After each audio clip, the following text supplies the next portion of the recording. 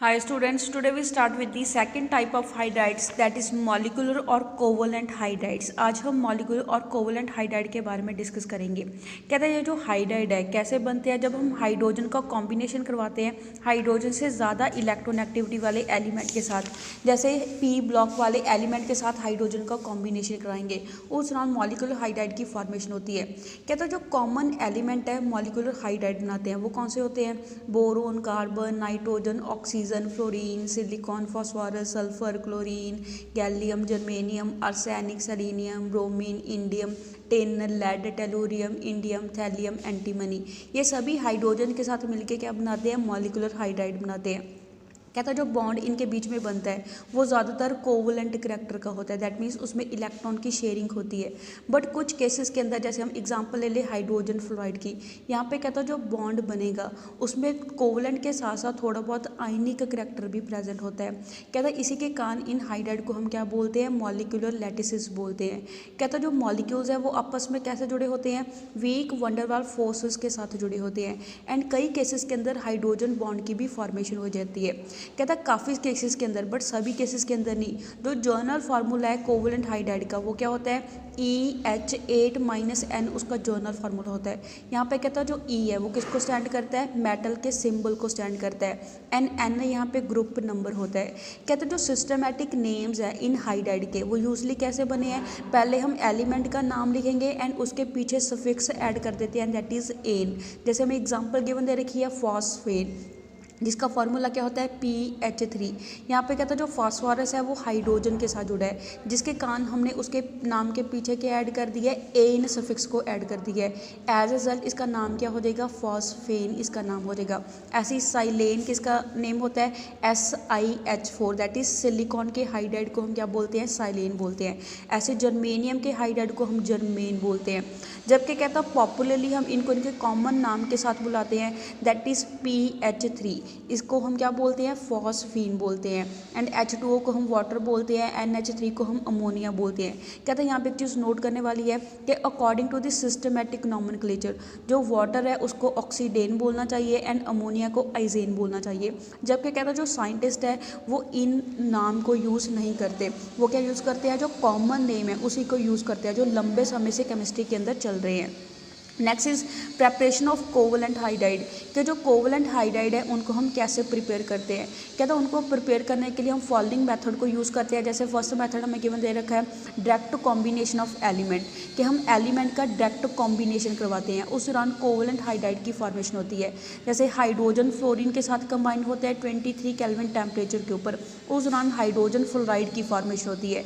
ऐसे जब कहता है जो हाइड्रोजन ऑक्सीजन के साथ कंबाइन होगा उसमें से करंट को पास कराएंगे तो वाटर की फॉर्मेशन होगी। जब हाइड्रोजन नाइट्रोजन के साथ कंबाइन होता है आयरन कैटलिस्ट की प्रेजेंस में, एंड मॉलिब्डेनम यहाँ पे प्रमोटर का काम करेगा जो यहाँ पे कैटलिस्ट की एक्टिविटी को इंक्रीज करेगा। ये रिएक्शन 673 केल्विन टेम्परेचर के ऊपर चलती है एंड 200 एटमॉस्फेरिक प्रेशर के ऊपर चलती है, उस दौरान अमोनिया की फॉर्मेशन होती है। दूसरा मेथड क्या है? जब कहता हम हाइड्रोलिसिस करवाते हैं मेटल के बोराइड की, कार्बाइड की, नाइट्राइड की एंड फॉस्फाइड की, उस दौरान भी कोवलेंट हाइड्राइड की फॉर्मेशन हो जाती है। जैसे फर्स्ट हमें रिएक्शन गिवन दे रखी है मेटल के बोराइड की, दैट इज़ मैग्नीशियम बोराइड की, उसकी हाइड्रोलिसिस करवाएंगे, उस दौरान मैग्नीशियम का हाइड्रोक्साइड मिलेगा, साथ में डाईबोरेन की फॉर्मेशन होगी। ऐसे हमें नेक्स्ट एग्जांपल गिवन दे रखी है दैट इज़ मेटल के फॉस्फाइड की, उसकी हाइड्रोलिसिस करवाते हैं, दैट इज़ कैल्शियम का फॉस्फाइड हमने लिया है, इसकी हाइड्रोलिसिस कराएंगे, उस दौरान कैल्शियम का हाइड्रोक्साइड मिलेगा, साथ में फॉस्फीन की फॉर्मेशन होती है। ऐसे हमें नेक्स्ट एग्जाम्पल गिवन दे रखी है मेटल का नाइट्राइड की हम क्या करवा रहे हैं? हाइड्रोलिसिस करवा रहे हैं, दैट इज मैग्नीशियम नाइट्राइड की हम हाइड्रोलिसिस करवाते हैं, उस दौरान मैग्नीशियम का हाइड्रोक्साइड मिलता है, साथ में अमोनिया की फॉर्मेशन होती है। ऐसे हमें नेक्स्ट रिएक्शन गिवन दे रखी है दैट इज मेटल का कार्बाइड की हाइड्रोलिसिस करवाते हैं, दैट इज अल्मीनियम कार्बाइड की हाइड्रोलिसिस कराएंगे, उस दौरान अल्मीनियम का हाइड्रोक्साइड मिलेगा, साथ में मीथेन की फॉर्मेशन होगी। नेक्स्ट थर्ड मेथड कौन सा है? By the action of acids on suitable binding compound. जब कहता है जो एसिड है वो रिएक्शन शो करेंगे किसी सूटेबल बाइंडिंग कंपाउंड के साथ, तब भी कोवलेंट हाइड्राइड की फॉर्मेशन हो जाएगी। जैसे कहता है जो अल्मीनियम कार्बाइड है वो रिएक्शन शो करेगा HCl एसिड के साथ। उस दौरान मीथेन की फॉर्मेशन होगी एंड साथ में बाई प्रोडक्ट क्या मिलेगा, अल्मीनियम क्लोराइड मिलेगा। ऐसे कहता है जो मैग्नीशियम बोराइड है वो रिएक्शन शो करेगा फॉस्फोरिक एसिड के साथ। उस दौरान टेट्रा बोरेन की फॉर्मेशन होगी, साथ में मैग्नीशियम का फॉस्फेट मिलेगा एंड हाइड्रोजन गैस मिलेगी। ऐसे हमें आयरन सल्फाइड की रिएक्शन गिवन दे रखी है सल्फ्यूरिक एसिड के साथ, उस दौरान हाइड्रोजन सल्फाइड की फॉर्मेशन होती है। नेक्स्ट हमें कैल्शियम फॉस्फाइड की रिएक्शन गिवन दे रखी है सल्फ्यूरिक एसिड के साथ, उस दौरान फॉस्फीन की फॉर्मेशन होती है। Next method is by reduction of certain compounds with suitable reducing agent. जब कहता है किसी सर्टेन कंपाउंड की हम रिडक्शन करवाते हैं सूटेबल रिड्यूसिंग एजेंट को यूज़ करके। जैसे रिड्यूसिंग एजेंट हम कौन सा यूज़ करते हैं, लिथियम अल्मीनियम हाइड्राइड को as a reducing agent use करेंगे, या फिर सोडियम बोरोहाइड्राइड को as a reducing agent use करेंगे ईथर की प्रेजेंस में। जैसे हम यहाँ पे इसकी रिएक्शन की बता रखी है दैट इज़ बोरोन ट्राइक्लोराइड, इसकी रिडक्शन करवाएंगे लिथियम अल्मीनियम हाइड्राइड के साथ, उस दौरान डाइबोरेन की फॉर्मेशन होती है एंड साथ में बाई प्रोडक्ट मिलते हैं। ऐसे कहता है सिलिकॉन टेट्राक्लोराइड है, इसकी रिडक्शन करवाते हैं लिथियम अल्मीनियम हाइड्राइड के साथ, उस दौरान साइलेन की फॉर्मेशन होती है। ऐसे कहते हैं जो टिन टेट्राक्लोराइड है उसकी रिडक्शन करवाएंगे लिथियम अल्मीनियम हाइड्राइड के साथ ईथर की प्रेजेंस में, उस दौरान हमारे पास स्टेनेन की फॉर्मेशन होगी। ऐसे हमें और भी एग्जाम्पल्स है वो गिवन दे रखी हैं। नेक्स्ट हम पढ़ेंगे journal characteristics of covalent hydride, कि जो कोवलेंट हाइड्राइड है ये कैसी जर्नल करैक्टरिस्टिक को शो करते हैं। फर्स्ट इज कहता है ये जो मॉलिक्यूलर हाइड्राइड है ये सॉफ्ट होते हैं, सॉफ्ट होने के कारण इनका जो मेल्टिंग एंड बॉइलिंग पॉइंट है वो भी क्या होगा, लो होगा। ऑल्सो कहता है ये जो जर्नली वॉलेटाइल नेचर के होते हैं, वॉलेटाइल मतलब इनके वेपर आसानी से बन जाते हैं। नेक्स्ट इज कहता है इनकी लो इलेक्ट्रिकल कंडक्टिविटी होती है, ये इलेक्ट्रिसिटी को ज़्यादा कंडक्ट नहीं करते हैं।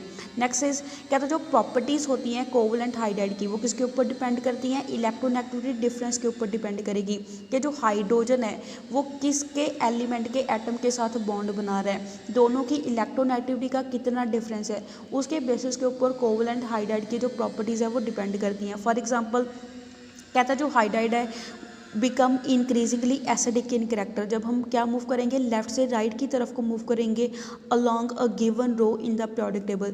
जब कहता है एक पीरियड में लेफ्ट से राइट की तरफ को मूव करेंगे उस दौरान जो एसिडिक करेक्टर है इन हाइड्राइड का वो क्या होता रहता है, इंक्रीज होता रहता है। दस कहता है जबकि जो अमोनिया है वो क्या होगा, वीक बेस होगा, वाटर क्या होगा, न्यूट्रल नेचर का होगा, हाइड्रोजन फ्लोराइड क्या होगा, एसिडिक नेचर का होगा। सिमिलरली कहता है जो नेक्स्ट रो है फॉस्फीन वीक बेस होगा, H2S that is hydrogen sulphide है वो वीक एसिड होगा, जबकि जो HCl है वो क्या होगा, हाईली एसिडिक नेचर का होगा। कहता है जो मॉलिक्यूलर हाइड्राइड है इनको फर्दर क्लासीफाई करा गया है according to the relative number of electron, कि इनके बीच में कितने नंबर ऑफ इलेक्ट्रॉन प्रेजेंट है, ऑल्सो इनके बीच में बॉन्ड कैसा है इनके लूज स्ट्रक्चर के अंदर, उसके बेसिस के ऊपर इनकी क्लासिफिकेशन करी गई है। That is electron deficient, electron precise and electron rich molecular hydride.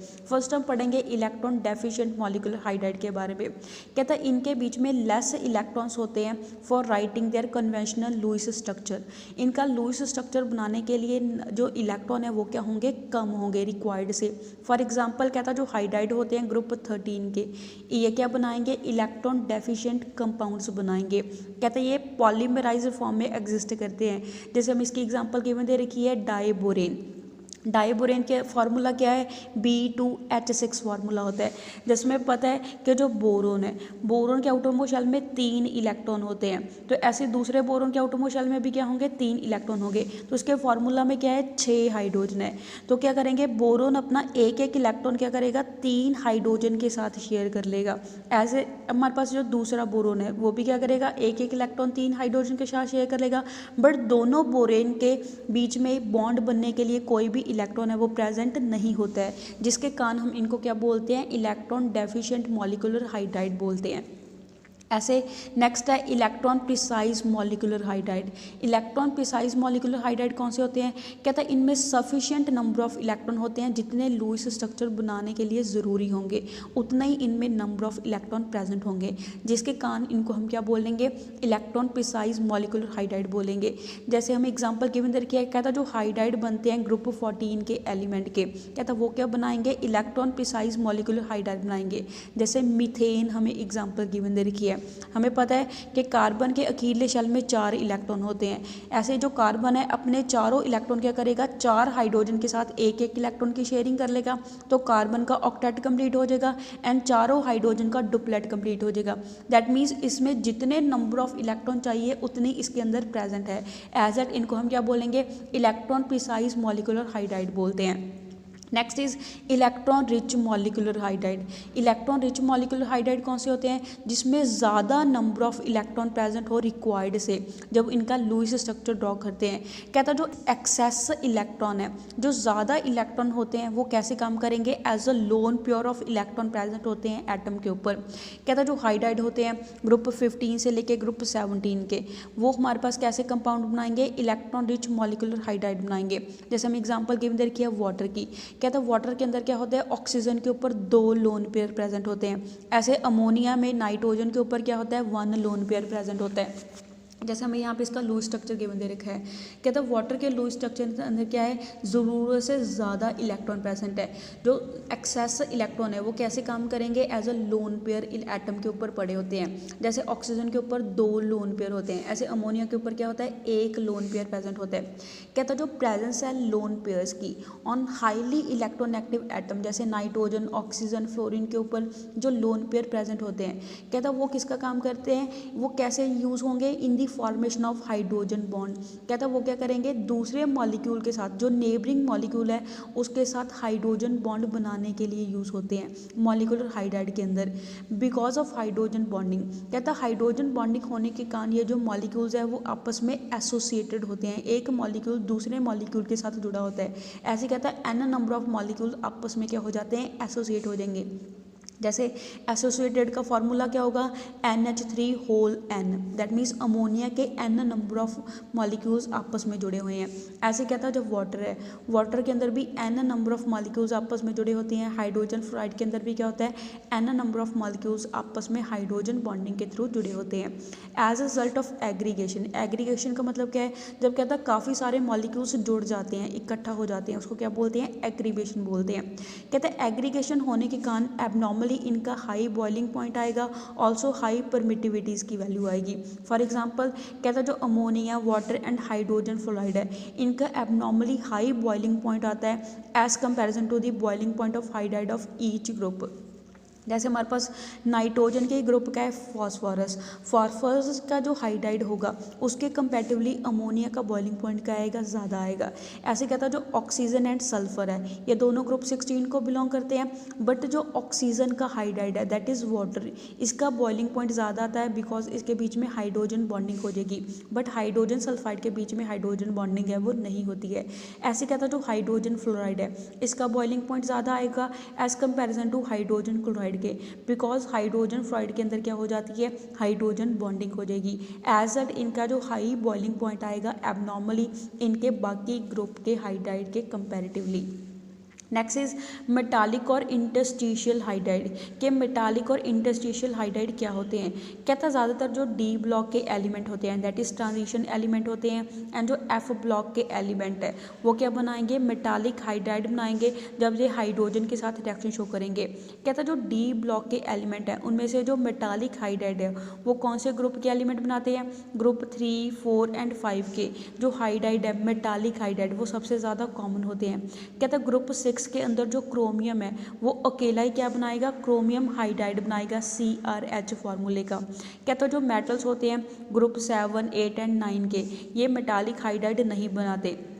कहता है ये जो रीजन होता है पीरियोडिक टेबल का दैट इज़ ग्रुप 7 से लेके ग्रुप 9 तक का, इनको हम क्या बोलते हैं, हाइड्राइड गैप बोलते हैं, बिकॉज ये सभी एलिमेंट है वो हाइड्राइड नहीं बनाते हैं। एज रिजल्ट उसको क्या बोलेंगे, हाइड्राइड गैप बोलेंगे। कहता है जो कॉमन एग्जाम्पल है हाइड्राइड ऑफ ग्रुप 3 से लेके ग्रुप 5 के एलिमेंट के वो हमें यहाँ पे गिवन दे रखे हैं।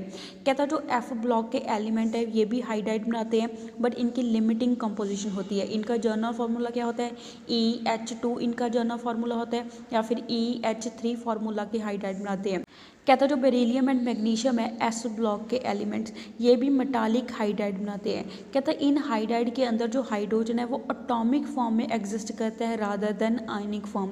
कहता है ये इंटरस्टिशियल कंपाउंड बनाते हैं। जैसे कहता है जो हाइड्रोजन एटम है वो क्या करेंगे, मेटल की लैटिस में जो खाली जगह होती है दैट इज इंटरस्टिशियल पोजीशंस होती हैं उसको जाके हाइड्रोजन एटम ऑक्यूपाई कर लेते हैं। बिकॉज हाइड्रोजन एटम का साइज़ बहुत ज़्यादा क्या होता है, छोटा साइज़ होता है as comparison to the metal atom के। कहता कुछ वर्कर्स ने इनको नियरली क्या बोलते हैं, सॉलिड सॉल्यूशन भी बोल देते हैं। कहता है इनको हम कैसे प्रिपेयर करते हैं कि जो हाइड्रोजन है वो एड्जॉर्ब हो जाएगा डायरेक्टली एट एप्रोप्रिएट टेम्परेचर, किसी एप्रोप्रिएट टेम्परेचर के ऊपर जाके कहता है जो हाइड्रोजन है वो क्या हो जाता है, एड्जॉर्ब हो जाएगा जो इंटरस्टिसेस होती हैं मेटल की, दैट इज़ कहता है जो मेटल की लैटिस में खाली जगह होगी उस खाली जगह में जाके जो हाइड्रोजन है वो क्या हो जाएगा, एड्जॉर्ब हो जाएगा। जैसे मैं आपको इसका रफ स्ट्रक्चर ड्रॉ करके दिखा देती हूँ। सपोज मान लो ये मेटल की लैटिस है। कहता है मेटल की लैटिस में ये जो खाली जगह बचती है इसको क्या बोलते हैं, इंटरस्टिशियल साइड बोलते हैं। इस इंटरस्टिशियल साइड के ऊपर जाके जो हाइड्रोजन एटम है वो क्या हो जाएगा, एड्सॉर्ब हो जाएगा। बिकॉज हाइड्रोजन एटम का साइज बहुत ज़्यादा क्या होता है, छोटा होता है। फॉर एग्जाम्पल कहता है जो प्लेडियम मेटल है वो क्या करेगा, हाइड्रोजन को एड्सॉर्ब कर लेगा एंड मिलके क्या बनाएगा, प्लेटिनम हाइड्राइड बनाएगा। कहता है कुछ केसेस के अंदर जो मेटल है उसको हम एज अ कैथोड यूज़ करते हैं इलेक्ट्रोलिसिस के दौरान, जब हम इलेक्ट्रोलिसिस करवाते हैं of their aqueous solution so that they adsorb hydrogen during electrolysis, ताकि वो हाइड्रोजन को एड्सॉर्ब कर लें इलेक्ट्रोलिसिस के दौरान। कहते हैं जो प्लेटिनम का हाइड्राइड है इसको हम प्रिपेयर करते हैं इस मेथड के साथ, दैट इज़ इलेक्ट्रोलिसिस मेथड के साथ उसको प्रिपेयर करते हैं। So that's all for today. Stay home, stay safe, thank you.